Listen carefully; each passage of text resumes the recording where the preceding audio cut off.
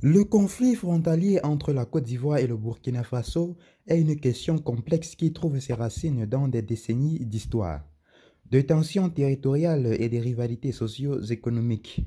Bien que les deux pays partagent des liens culturels et linguistiques étroits, notamment à travers les populations Diaola et Sénoufo qui vivent des deux côtés de la frontière. Des différends persistent bien sûr quant à la délimitation exacte de leurs frontières communes.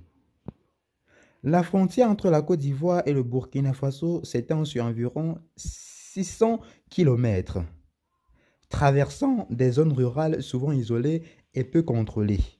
Cette situation a parfois conduit à des conflits locaux, notamment concernant l'accès aux ressources naturelles comme les terres agricoles, les points d'eau ou les zones bien sûr de pâturage. Les populations frontalières, souvent pauvres et dépendantes de ces ressources, se retrouvent parfois en compétition, ce qui peut dégénérer en tensions communautaires. Un autre facteur aggravant bien sûr est la présence des groupes armés et des trafics illicites dans la région.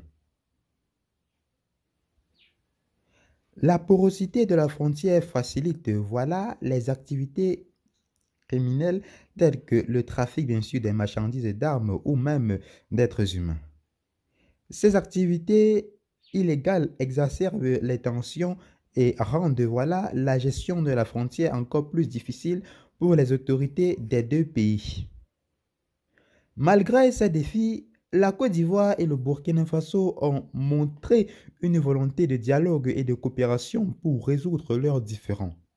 Des commissions mixtes ont été mises en place pour clarifier les limites territoriales et promouvoir une gestion pacifique des ressources transfrontalières.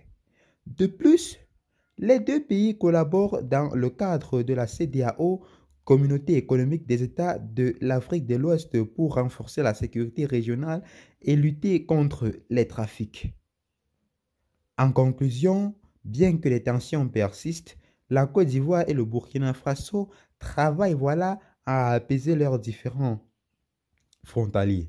La coopération régionale et le dialogue restent essentiels pour garantir une paix durable et un développement partagé entre les deux nations. Tel a été tout et à tout à l'heure.